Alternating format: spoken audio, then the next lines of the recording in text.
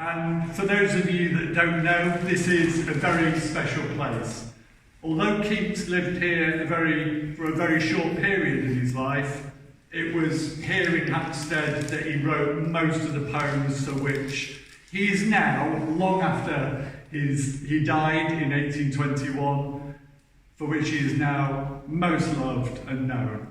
And of course, his fame is not only local or confined to England or Britain, his fame is worldwide. And our Keats-inspired programme particularly attempts to look at everything that inspired Keats to write, including his, if you don't know, his medical training. He trained as an apothecary after leaving school, and then finished his medical training and passed his certificates at Guy's Hospital and Apothecaries Hall, and was on the verge of a promising career in medicine as a surgeon dresser before he gave it all up, moved to Hampstead to live the life of a poet and writer. And for that we're very grateful. Medicine's lost, no doubt. So the story of Keats's medical training and his life and connection here in Hampstead is certainly part of the story we tell, and we know it as part of his inspiration. And so when Rafa approached me with this wonderful book of poetry in Catalan, in part inspired by Keats's life and writing and medical training, and the opportunity to welcome its author and those people that will support the event by reading those poems in translation as well for us all to enjoy both in Catalan and English. I couldn't help bite Rafa's hand off because it's a lovely opportunity to welcome you and also to celebrate those connections between art and science, which all too often get divided into separate camps. I think actually there's a bit of a new spirit around these days that sees the benefits and connections between those maybe separate disciplines in the past. But we've certainly seen a bit of a convergence, partly maybe due to the pandemic, where we've all been forced to look at our own inspirations and motivations. We've been denied access to culture sometimes, and the benefits that brings for our well-being and our connections with other people. So, Rafa, thank you for bringing this event to us tonight. We're really looking forward to hosting you all, and I hope you, by being here tonight, in turn are Keats inspired. Thank you very much. Over to you, Rafa.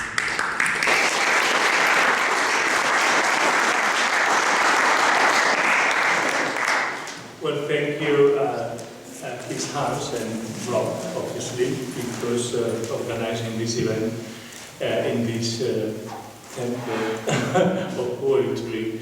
And it's quite a privilege, isn't it? You know? And it's my pleasure to be here to present this book, which is a work of love, really, because it started as exchanging of emails during lockdown between the poet and Pedron, who is an excellent poet from Menorca. And I'm a publisher, translator, professor of literature. I used to lecture literature. Professor is here. I'm professor.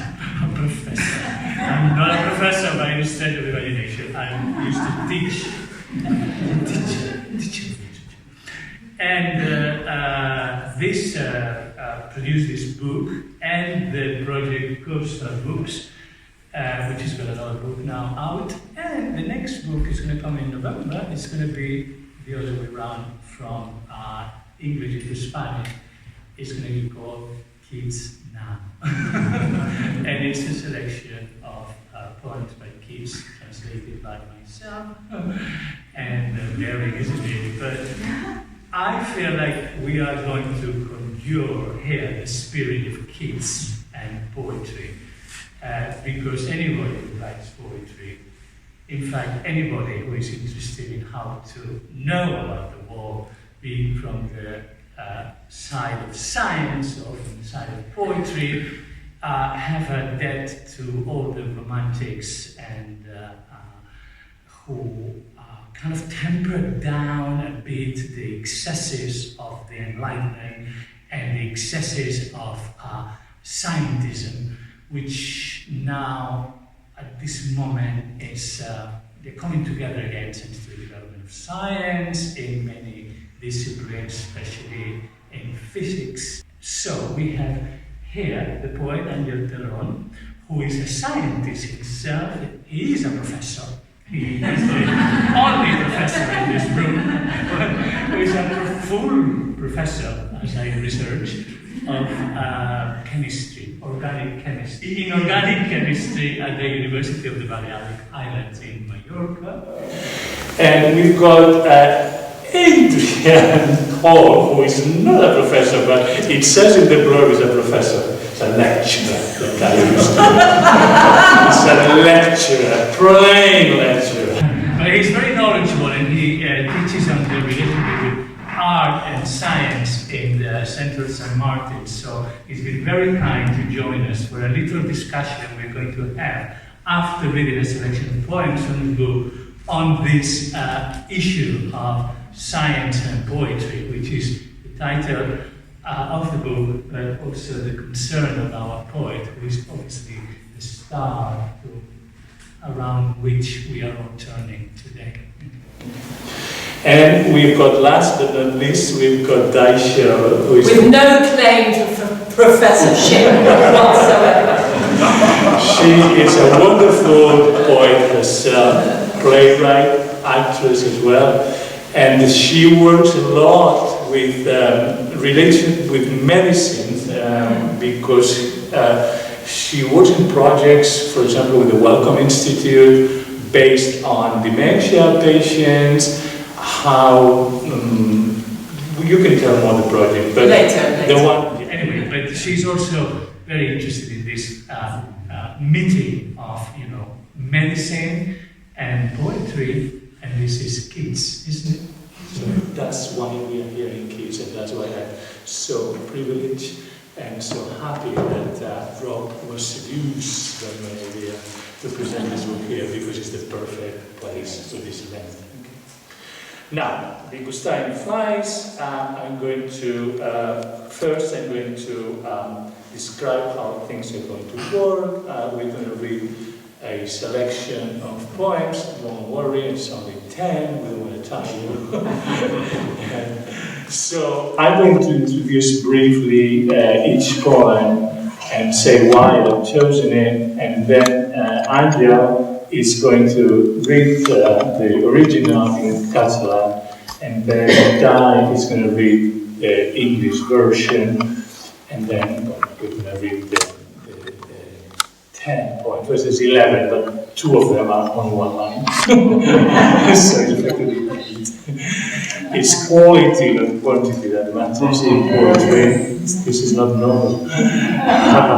So, and then we're going to have a brief exchange with Adrian and Angel and Guy with some questions I've prepared to tantalize you about issues of poetry and science, and I have been thinking while producing this book and trying to get some ideas about it, and then you will be able to ask questions as well.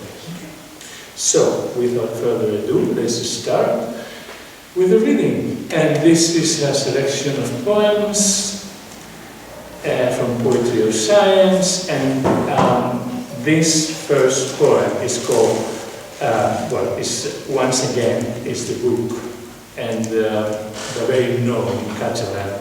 And this is section 4.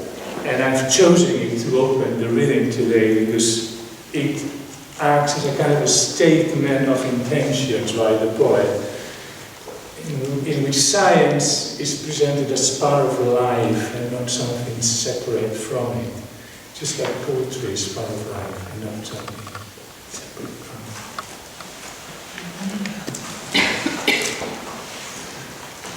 Thank you. It's a privilege to be here. Remembering my training in Imperial College when I was very young, with Professor who came in chemistry. I will read this part of the vell nou.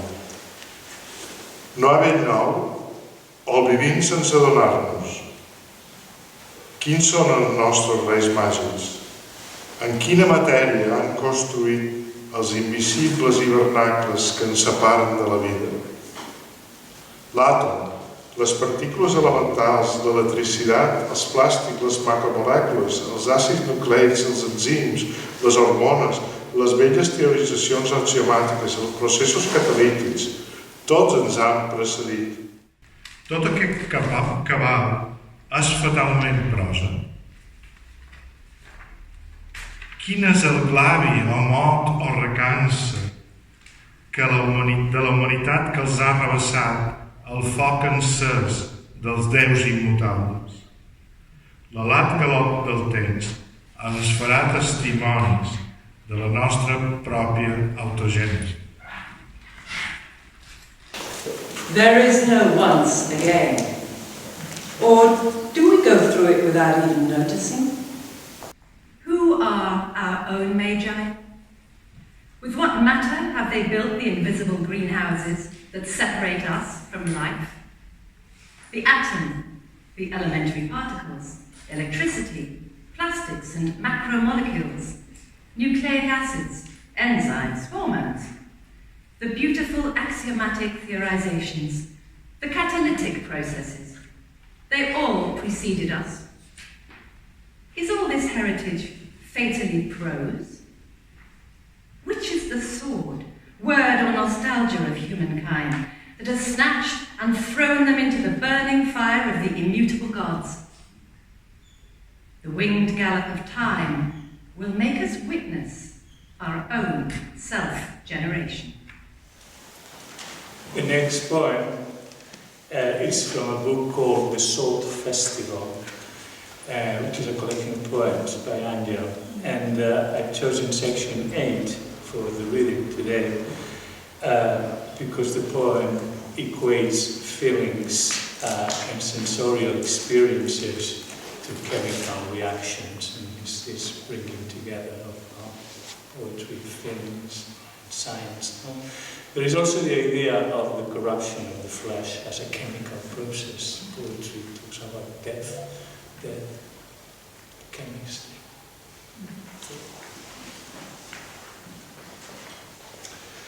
I'm there for to do it. Vols una taronja? Gran màgia és que totes les coses siguin mossegades. El ball esdevé a la porta de l'església, preludi de copulació, oferta a la mort novena. En sentit contrari a la suor, el dimetil sulfòxid ens penetra, descarna el cos, muda el prisat intern. El vidre es doblega al so de la mirada, sa paradís, la flama, còrbora damnada pel vent, gloriós silenci. Viu només la salut inútil. És tal la perfecció del cant que jovenea vessa. Would you like an orange? There is great magic in the fact that we bite everything. Dancing at the church's door becomes a prelude to copulation, offered to a death that is yet to come. Opposite to sweat, dimethyl sulfoxide penetrates us, emaciating our bodies, shedding our internal pleats. Glass bends at the sound of our gaze in a healthy paradise. Flames our body damaged by the glorious silence of the wind. Is it only useless health that is alive? Is such the perfection that flows out of youth's song?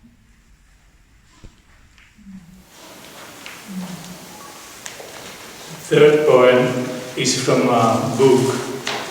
This is an anthology, so this is a book called The Scientific Creation, and there's a selection of poems from that book. This is called Van Hoff Gives Up Poetry for Science, and this is our kids, isn't it? Given up the other way around, science and same for poetry, so that's why I've chosen this one. Van Hoff is one of the first Nobel Prizes. He's from the Netherlands. Per quina sendera pujarem al cim? Quina deessa serà propícia al cant? Vivim tan lluny de la claretat lunar, malgrat que la mà la proclama i venera. Serà la nostra impietat cercar la bellesa en el vi, en el foc o en la conversa? Which path will we climb to reach the top? Which goddess will our song propitiate? We live so far from lunar clarity, despite the way the sea claims and worships it. Will it be our impiety to seek beauty in wine, in fire, or in conversation? The next poem, poem number 4, is from a different book. There's a selection of them here. It's called Geometric Description. And it's I've chosen a poem called Dihedral Projection, because it's a poem that draws parallels between science and poetry as abstractions of reality. A projection is an abstraction, and the same is a poem.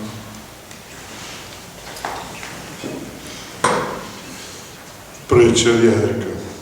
A un pla, tot l'afany, tot el desig, tota l'alborada raixa del pensament, les bategades sense contrafort del cor. Perpendicular a la llum, il·luminats sols per la fosca de la imaginació, l'ésser indecis, debilment sostingut, somès a la recerca de queviures i tasques ensilades.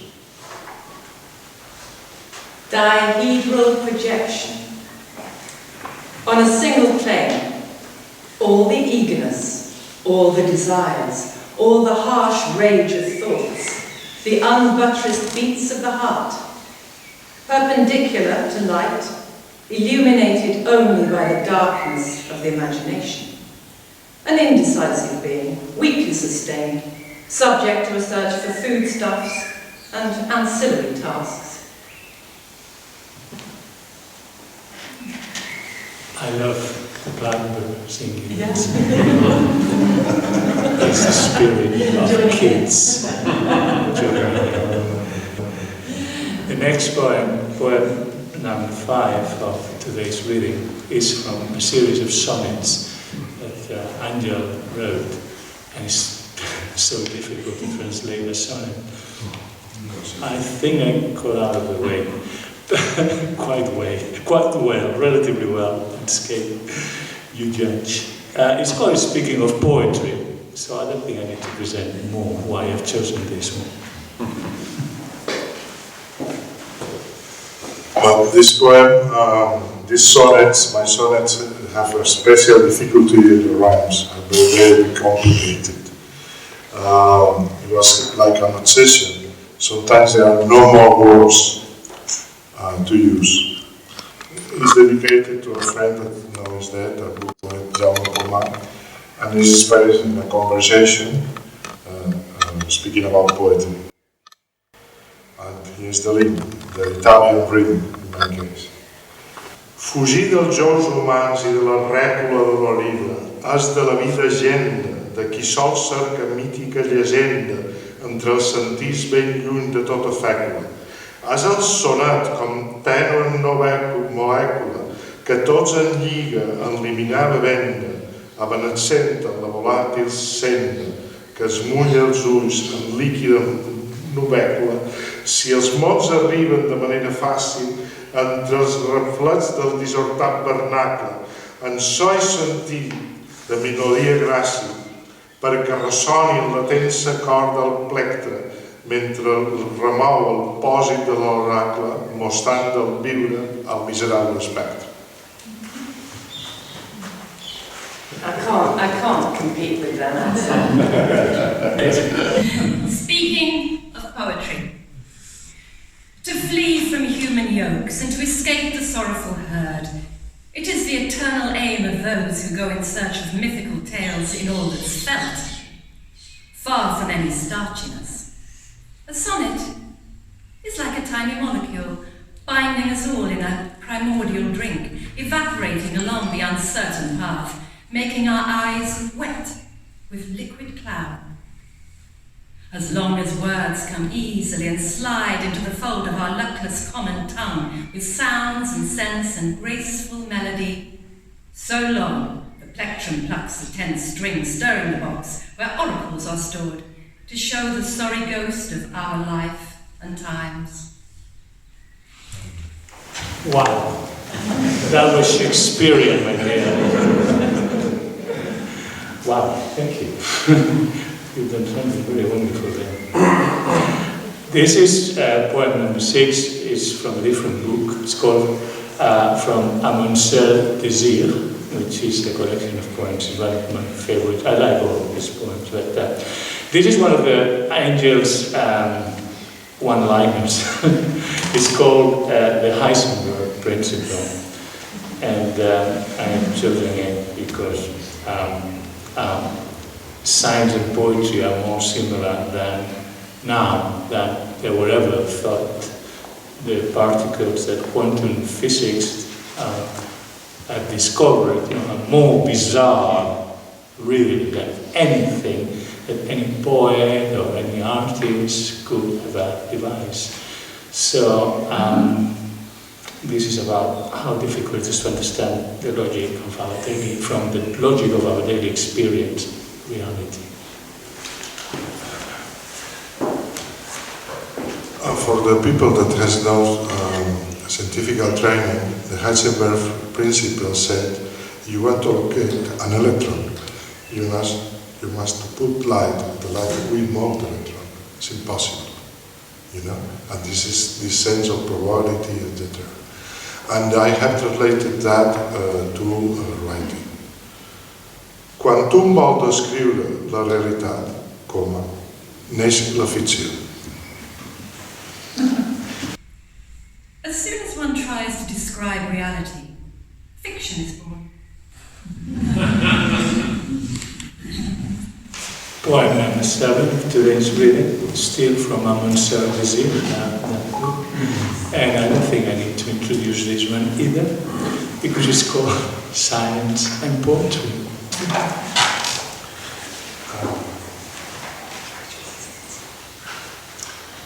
And this is an homage of the mother of my wife, because now I am the gardener of her garden. Ciència i poesia. L'any verd és en flor. Els llars peduncles acaben amb una inflorescència blanca que oscil·la amb el vent suau. Puc jo traduir amb una única fórmula de molècula el dibuix del meu olfacte íntim? Qui va espargir les llavors dins el jardí clos del coneixement? Science and poetry. Wild garlic is now in bloom. The long stalks end in a white inflorescence that sways in a gentle breeze. Can I translate into the single formula of a molecule the drawing of my most intimate sense of smell? Who scattered the seeds within the walled garden of knowledge?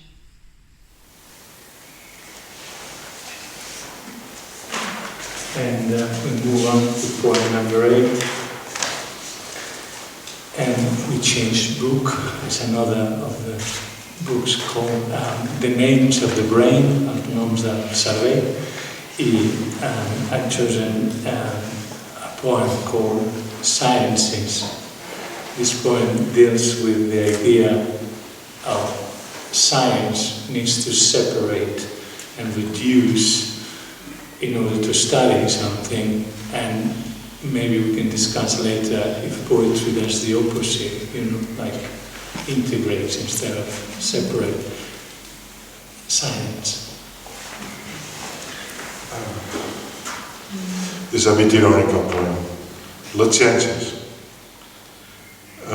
There is a quotation, science, ciència, terme procedent de l'arrel indoeuropea esquei, que vol dir tallar o extingir. Hi ha noms que són com a perfums, ciències històriques i teoria de les arts, ciències econòmiques, ciències polítiques, són alguns dels estudis que amb un sinònim de seriositat omplen el mot darrere indoeuropeu.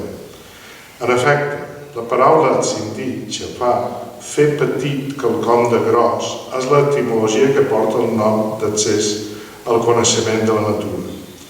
És un mètode limitadíssim, però a tothom li abelleixen els resultats. Els avions volen, els microbis es moren amb els antibiòtics. Ningú no s'atura a pensar que no camina o estima seguint cap sistema científic. La saviesa humana va molt més enllà. Fins i tot els bonobos coneixen les tècniques del gineceu en la relació de poder. Ens han segregat de la natura, malgrat que aquest fet no ens faci més rigorosos. Science is science, a term derived from the Indo-European root scale, meaning to cut or to split. There are certain words that are like perfumes. Historical science and theory of the arts, economic science, political science. Those are some of the disciplines that, as a synonym for seriousness, use the word of Indo-European root. As a matter of fact, this etymology of words like split and clip, to make small something big, carry the essence of what learning about nature involves. It is a very limited method, but everyone is astonished by the results. Planes fly. Microbes are killed by antibiotics. No one stops to think whether they walk or love according to any scientific system. Human wisdom goes much further back. Even bonobos know how to apply gender politics to power relations. We have segregated ourselves from nature, even though this does not make us any more rigorous. The next poem is called Dirty Nails, and it's a poem based on a true anecdote of the Carmelite monks who educated Angel in Mallorca. They examined the kids' nails for dirt every day, and the poet Angel has turned this into a reflection on how science, like poetry, is not something abstract and removed from the messy reality, but something that, integral part of this messy reality. I want to say that this poem has been, I'm very pleased, has been chosen by a beautiful magazine called Modern Poetry in Translation, and I presented this poem for them for their special body issue, and they chose it for the title of the issue of the Body magazine, The Fingers of Our Sun, which is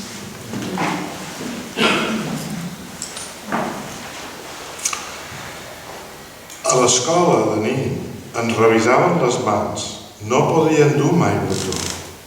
Era un poc humiliant aquella revisió d'higiene i cortesia.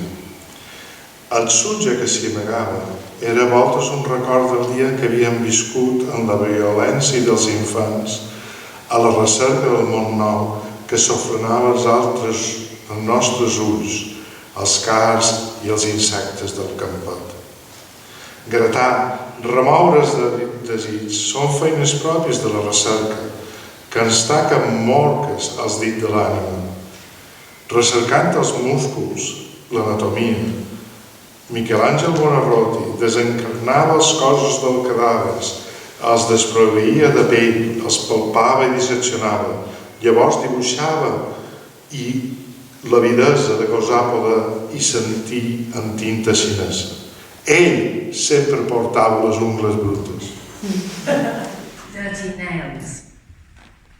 At school, as a child, we kept having our hands checked. No dirt could ever be found. That review of hygiene and good manners was somewhat humiliating. The soil that was hiding there was sometimes the memory of a day spent in childhood's wild ways, investigating the brand new world that opened in front of our eyes among the thistles and the insects of the fields. and stirring up desire are typical tasks of the kind of research that stains the fingers of our souls. Researching about muscles and anatomy, Michelangelo Buonarroti used to remove the flesh of corpses, stripping them of skin, palpating and dissecting them. Then he made drawings in Chinese ink of that lust to enjoy and feel. He always had dirty nails.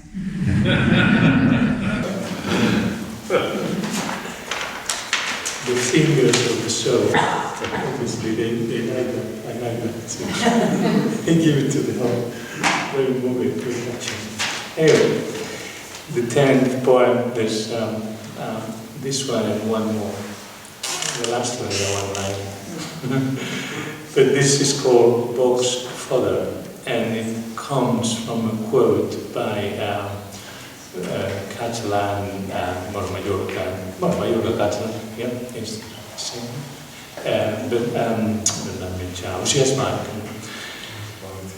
The poem addresses a problem and a mystery faced equally by poetry and science, and is the impossibility of understanding and control our human feelings, no matter if you're a scientist or a poet.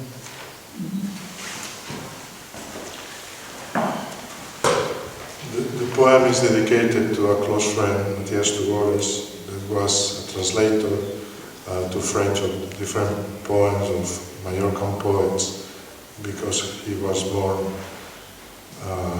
in France, and he was a link between French and Catalan culture. He died surprisingly, and I needed more, perhaps a year to write that. No comprenc quan tenc un got de vidre entre les mans la raó per la qual no cauen un darrere l'altre els àtoms que el formen com si fossin gotes d'argent sobre el tacer esventrat amb bolles de mercuri. No comprenc quan camino sobre les llambordes de pedra viva del carrer i respiro l'oxigen que aquest no incineri tot el meu cos com brasa ardent. No comprenc com els meus sentiments d'amor reboten sobre les parets de les cases com ecos anodins. No comprenc la mort en solitud quan el miocardi et sapa i deixa baixar tota la sang de la vida sobre el transport del pis sense temps de poder escriure un poema més.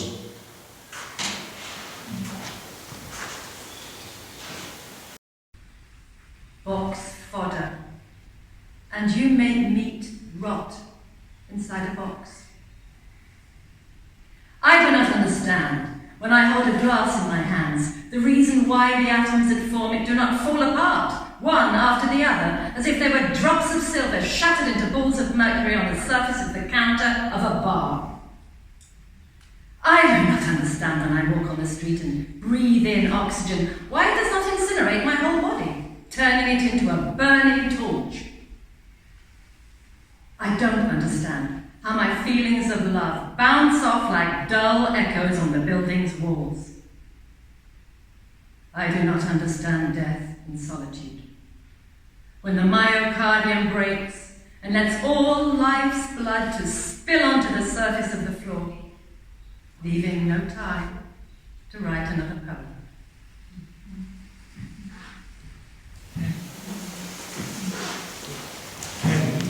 Finally, another one-liners. I do find this maxim, as it's called, a good way to close the reading today. And indeed, the anthology is the last poem in the book as well, the anthology. A perfect conclusion, a suitable summary, a distillation even of everything that Angel expresses in his poetry, which is that we should enjoy. In fact, it's not written in Catalan, it's written in the mother of the Catalan, Latin, lemma. Nulla etica sin estetica, nulla scientia sine vetit. Maxim. There is no ethics without aesthetics. There is no science without joy.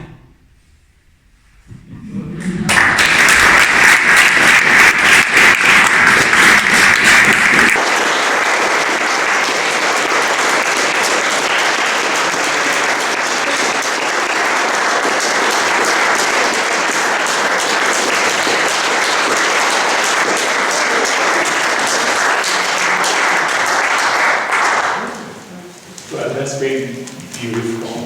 Thank you, of you, both of you. And now we're going to have A drink. Darling, we are lecturers and professors. I said I was professor, not to be a professor. It was a corner with you. Professor teaches creation.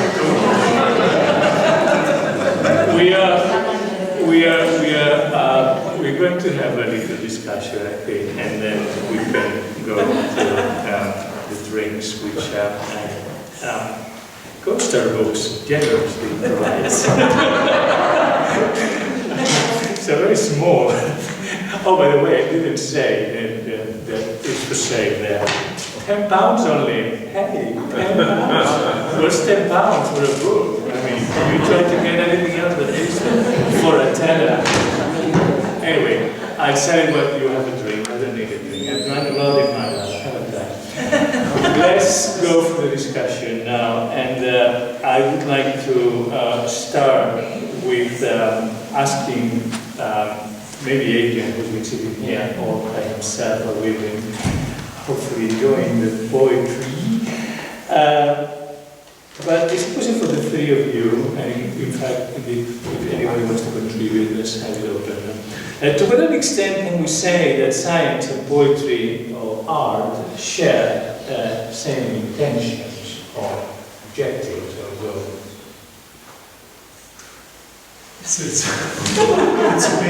a very big question. It's not an easy question to answer, I don't think. I don't do easy. I mean, science has a kind of method, and there's a kind of clarity in a way about the intentions of science, although overall there's still this kind of desire to come to grips with the world, to understand the world, and to understand ourselves. So all those huge kind of metaphysical questions which come into it. But I think art and the humanities, the wider humanities, I mean, we unquestionably need them both. And I mean, it's kind of disastrous to have science without the humanities. And I think it's also potentially disastrous to have the humanities without science. I mean, I'm reminded of one of my favourite artists, Goya, the Spanish artist Goya, who talks about the sleep of reason in creating monsters. But at the same time, he says that reason and imagination, in his notes in the Prado manuscript, he says that reason and imagination need to work together. So even the romantics, call Goya romantic, they recognised, that reason and imagination needed to function together, and I think that the arts and sciences need to function together. But they haven't always worked together, and Well, if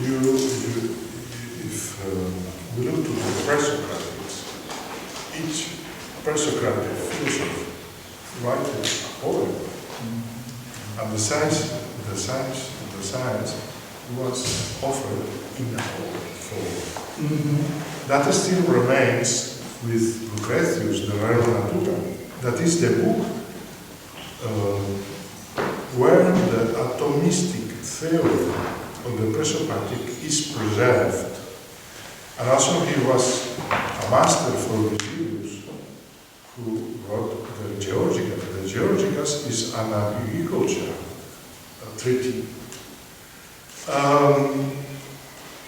In science, everybody thinks about deduction, little things. But the Greek creation is not that way. As Schrödinger, that was also a poet, said this principle of wave and corpuscle can work. He said, if the equation of the string combined violin with limits is the Schrödinger's equation that speaks quantum mechanics, and then more or less axioms with no demonstration. And with that we can understand by Pullover's book. If not, it's impossible. In the other way, Newton or Einstein, the big theory about the world, about simple things like an icon, like a lift. I can imagine this quantity of imagination that is inside. Not all the scientists arrive, to that level. But in science, the level of creation is very, very, very important. Very important. I remember a quotation of Einstein said, if I can make a draw of an idea, I don't understand my idea. Dai, can I ask you, because you've been working as a practitioner of art and kind of, if you allow me, healing, or this brings us up to our spirit, kids who are singing outside. He wrote famously, sure, a poet is a sage, a humanist, physician to all men. How do you leave this idea of poetry as being a physician, in your practice when you're working with the dementia patients or the cancer patients that you've done also work? How does it work? Right, I think Rafa is referring to something which is now being called my practice. I didn't know it was a practice, but now apparently it is, which is called written portraits. And this evolved in the memory cafes of Kensington and Chelsea and Fulham and Hammersmith and Westminster, where I was invited to come and do something, anything, with these people. So I sat at various tables in open conversation with them, and I put on the table the idea of talking about the garden you grew up in, which opened the door to people's memories, and they talked. Depending on how far along the journey of dementia or Alzheimer's they were, they talked more fluently or less fluently, whatever. And as they talked, I made notes. I wrote. For some reason, I never wanted to use a recorder. It always had to be taking hand-written notes, because then only the stuff that resonated with me got written, rather than listening to kind of hours and hours of stuff on tape. After that, I wrote something which turned out to be a poem, and I gave it back to them. And if I got something wrong, they would correct me, or if they were never uncomfortable with anything. And generally, well, always, they loved it. And so it became their poem and my poem, a shared thing. And the greatest honour for me was for a lady who was in 95 and had experienced partition in India, called a lady called Sultanat. She was sitting there and she stood up and she said, "This is an honouring." I was then asked by the Wellcome Trust to take the practice of written portraits to people living with cancer and staff in cancer care at Charing Cross Hospital and Maggie's West, which is in the precinct of Charing Cross Hospital, which I said was, terrifying and inspiring in equal measure. And I took the practice there, and of course it was very different, because these with staff, you had 30-40 minutes, and that was that, with people living with cancer in Maggie's, which is a sort of day centre, drop-in centre for people living with cancer, time was fluid. They wanted to tell their stories. They wanted to really drill down and tell their stories. And they weren't all about cancer. They were about life. Life before cancer, after cancer, during cancer. It was life. So that process was about a year, working with various people, but it was the same process of writing, giving back, with both staff and people from Maggies. There was a lot more discussion, a lot more opening the imagery, what they were comfortable with, what they weren't comfortable with, negotiation. It was transactional. And then we got to a point where we both liked the poem, the piece, and it was done. And that was a kind of, again, witnessing. It's a kind of witnessing and a kind of honouring, and in the honouring comes the healing. That's very interesting. Thank you very much for explaining that. Adrian, you in your own practice as a lecturer, not professor, at Central St. Martin with your students, do you have any time, or do your students have any time for the idea of healing, of art as healing? And I'm relating this to kids and the idea that, choosing like one half between being a doctor of the body or a doctor of the soul, which obviously we are here saying that is one and the same thing. But how do you have time for that in your students? Do they see how does it work? Some do, and yes. I mean, there is an aspect of art, isn't it, that it has potentially a therapeutic application. I mean, interestingly, I have a colleague called Valerie Pesseron who lectures at the University of East London. She was lecturing with me today about her practice, which is inspired by art therapy and about harnessing of the unconscious and putting that into art. So there's a strong therapeutic aspect to it. But I mean, you might say that in a sense there's a kind of general role for the arts as a kind of process of healing for the world, for us as humans, try to understand our place in the world, which after all for us is mediated through our senses. So yes, I think it's important. Tell Boris Johnson.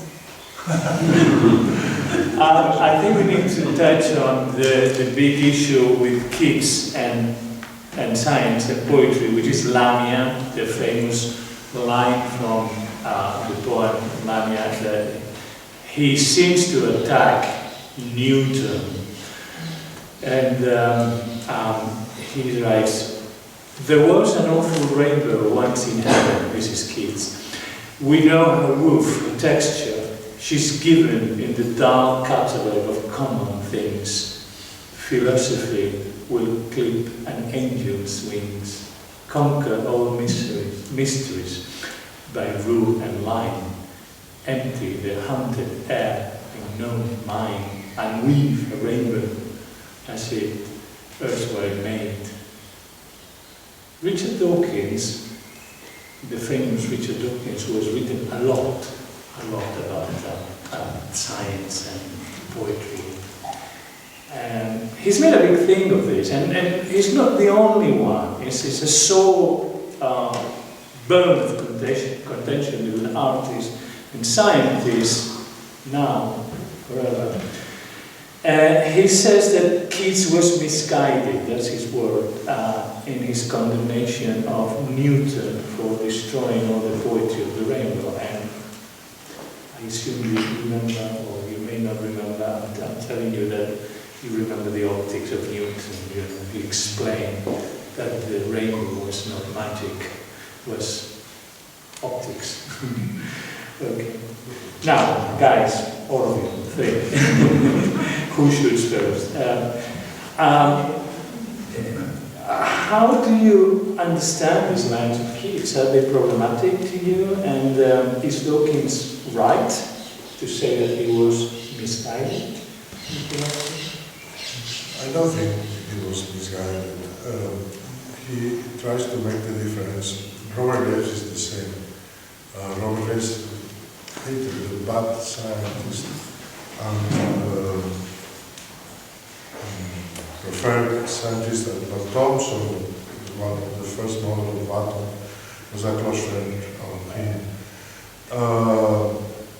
Science never resolved any mystery.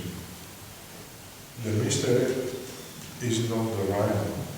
The real mystery is arithmetic, that at the same time is a cosmos. That is the mystery, and we have no word. As scientists, we know how, never why. The substance is God or nature, but not science. Do you want to add something to this? The rainbow is a really interesting example, isn't it? You know, because there was I think there was controversy in the 19th century amongst people who were wanting to represent nature as to whether you should paint the rainbow, because the rainbow is actually a virtual image that appears, you know, on the retina. You know, it's kind of as you move, it moves. You know, so the question was it real? You know, which is interesting. I mean, I think Newton is also misunderstood and characterised, you know, inaccurately. Newton was much more complex than we're given to think. He was an alchemist, yeah, an alchemist. You wrote this alchemy, you mentioned in your book, he was an alchemist and a very religious man. I mean, he cites religion in his Laws of Motion. You go back and read it's in the original language.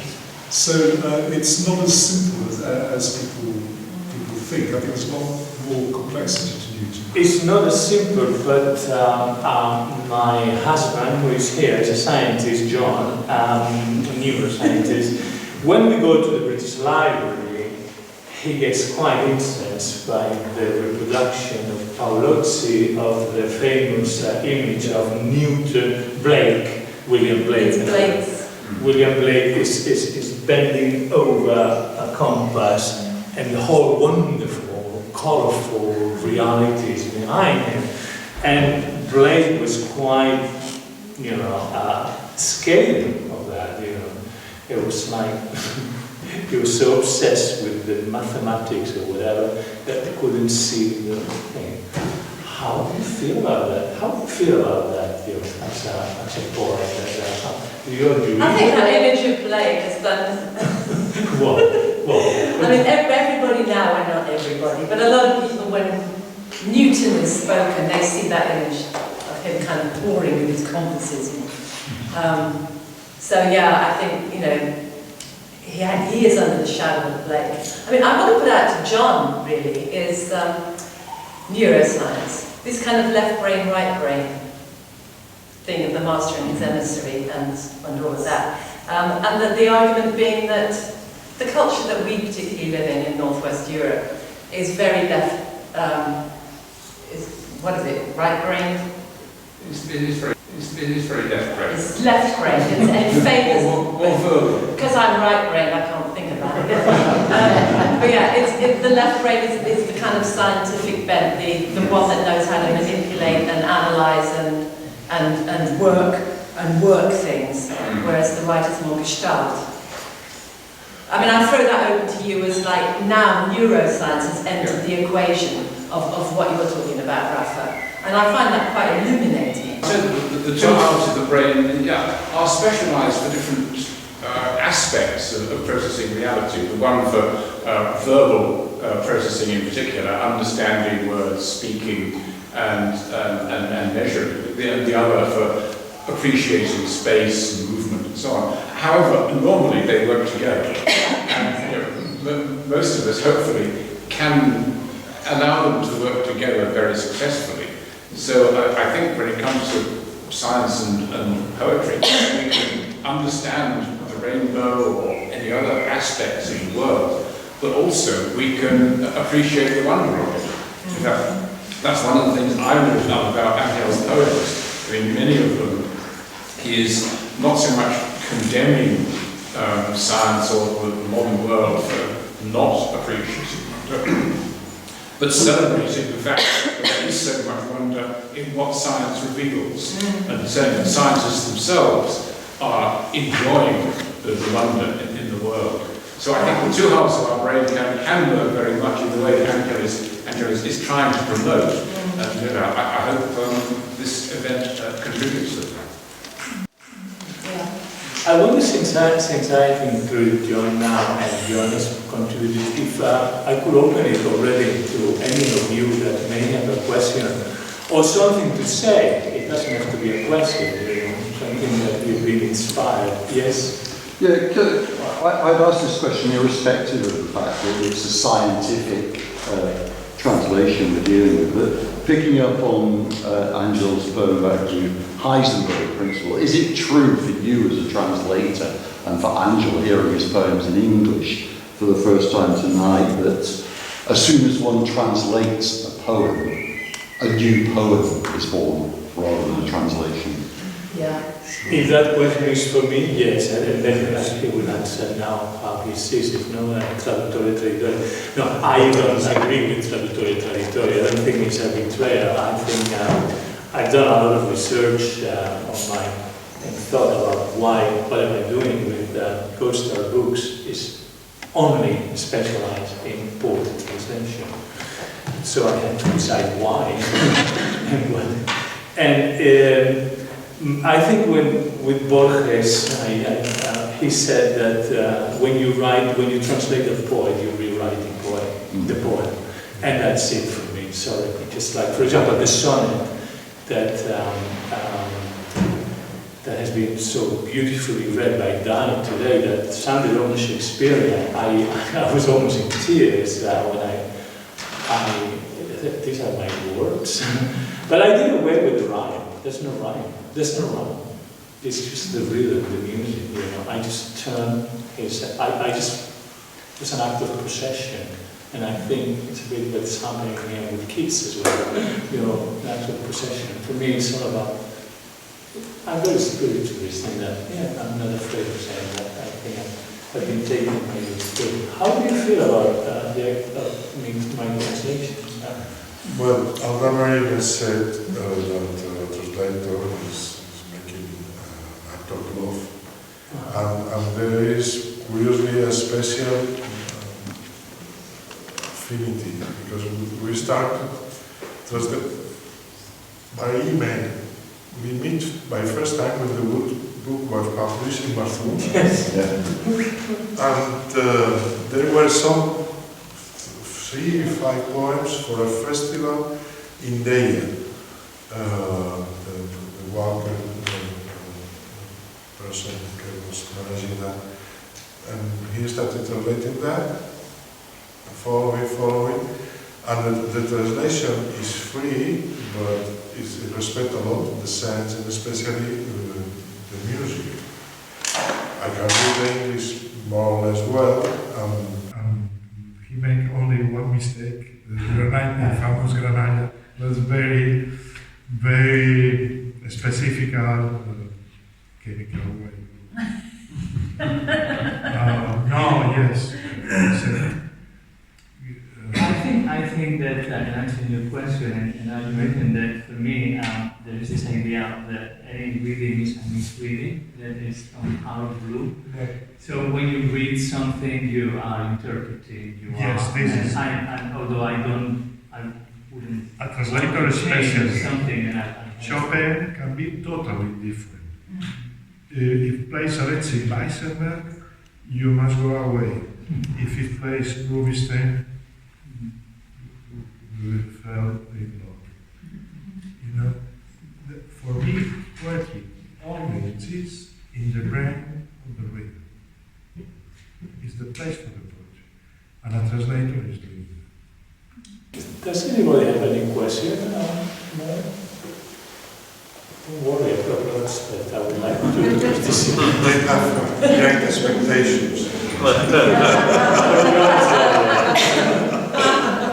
If I could ask one to Angel about the poems, picking up on what you just said, really. I mean, sometimes when I read the poems, I don't quite understand how the different images in the poem fit together. In some of the poems there are a number of vivid images and vivid lines, and I wonder, is there always a clear, rational connection between these images for you, or do you just expect us to enjoy the images and get some poetry is not rational, but basically I work 3 levels in my poetry. One level is science and all the culture of the science. The other level is all the humanistic culture. But the other level is special feelings of my life. When I speak about the rabbits and the dimethyl in the University of Mallorca they were working about the phosphorylated B of rabbit muscle, the famous monods enzyme. And Monod, the Nobel Prize. Jacques Monod. Oh, Jacques Monod, yeah. And they killed the rabbits. It was horrible. And the smell was. And this, I don't know, we have not read this one, but in this area, the dimethyl sulfoxide, we work at Palomino a lot with dimethyl sulfoxide, and to evaporate things then was also not a good security. And the 3 things are mixed. But sometimes one level says yes, and the other level says no. But this is the poetry makes a special volume. In some poems, I open that. For instance, the poem The Red Natura, you can find these 3 levels. Each verse has remains in one level and the other in the other. I don't know whether I like poetry for all my life. But what's so lovely is that the movement, the dynamic movement between these paradoxes that can all be held at the same time, that is poetry. And that cannot happen, you know, if you're nailing down science, you can't have these paradoxes flitting around, right? So, get out of that left brain. Adrian,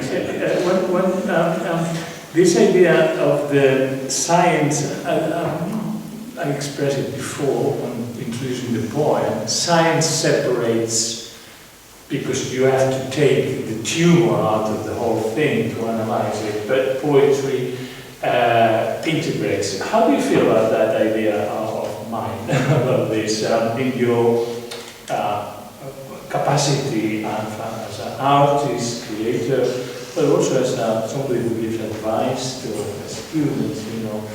Is it something that you agree or disagree, the idea that they are opposite, or complementary, science and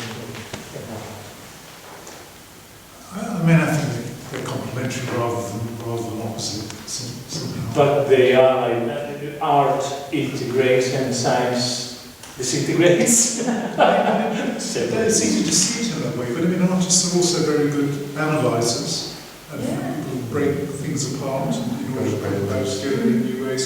And although science is kind of, you know, analysing into elements, that analysis to pull apart. The illustration in the books of science. The old botanics, they have illustration that are marvelous. Yeah. Or for instance, Pasteur was a very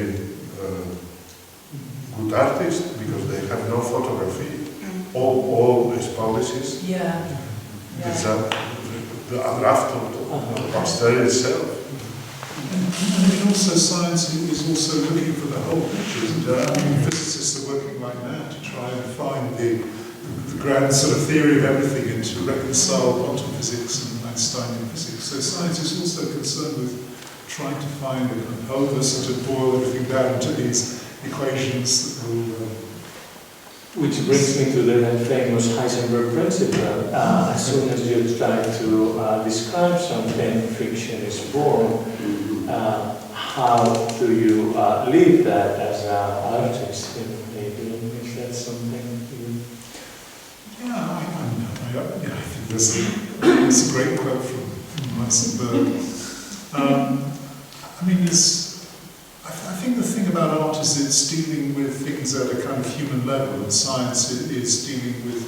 Science, since the 16th century particularly, has kind of extended our senses, and we start to extend our senses out of the human sensibility.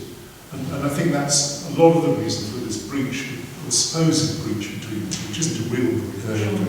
And also the need to look for exactness and in more and more bringing mathematics into science again sort of moves it into a special area that is outside our normal experience. So I think that's part of the reason we see them as different. I don't think they're fundamentally about different things, although the methods. There's a lot of correspondence with the methods, actually. Yeah, correspondence. Yeah, I mean, I'm just teasing, really. I agree with you. No, I'm not teasing. I think it's my job as a presenter to put some questions that have come to my mind while reading. Does anybody in the audience? Yes, okay. I was just going to comment that in the biographies when you're reading about these great scientists, you know, the generation that gave us quantum science, they were constantly using their imagination and with great creativity. And so I know that mathematics can be very technical, and if you don't have the mathematics, then you can't really understand quantum science, and even when you have the mathematics, you might not understand it. But the creativity and that imagination that they evidenced with their conjectures is there, and I think there's a certain poetry in it, and I was just wondering if you were going to touch on science, poetry, and philosophy. Because I see a lot of philosophy in what you've written. There's references, but there's also just this way of looking at things, of comparing. It's interesting because I'm now thinking your answer to that when I say that Keats talks about philosophy for science, which was a normal way in the early 19th century to call science. Science is a bit later. Philosophical doctor. It was natural sciences, you know? Yeah. Sorry, natural philosophy. And science is something that happened late in the 19th century, is that so? Yes, but the title enough for chemistry is Bachelor of Arts.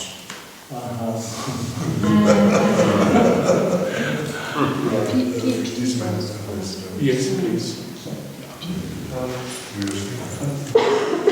A little bit worried about how we're talking about poetry as a poetry as one thing and science as one thing.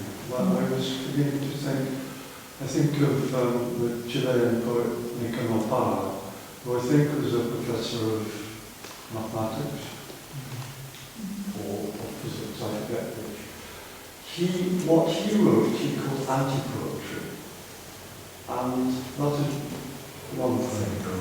Then secondly, I think a lot of experimental and radical poets would feel much closer to things within the uncertainty principle that is part of the whole range of some aspects of modern sciences. And then the third thing that struck me is if you're a poet writing under a totalitarian regime, you are not trying to integrate, you are trying to disintegrate. Or you are being disintegrated. So I'm just a bit worried about how we're saying poetry is only one thing, and science is only one thing, but surely they sort of come together. I think the event, it's really the topic is that they should come together making your poetry. You're a scientist and There are a lot of scientists written. so they shouldn't be separated. No, the good examples is the German poet Goethe, no? But they are always Hans Magnus Herzenberg has a book about poet, the scientist, sometimes ironical. You can find, I have a talk about science and poetry, and it is more than an hour. So you agree with that we shouldn't separate this two? Yeah. I think your point is a good one, about it's almost like there's a real danger that we romanticize science, romanticize the art, and you're right, under a totalitarian regime you might wish to use art to destroy things, you might wish to bring down a regime. I mean, the futurists, when Marinetti launched his revolution, this kind of fascist revolution, exciting art, very dangerous politics, so that they can be used for destruction as much as creation and, the whole. The connection between philosophy and poetry, Mr. Zerko, T.S.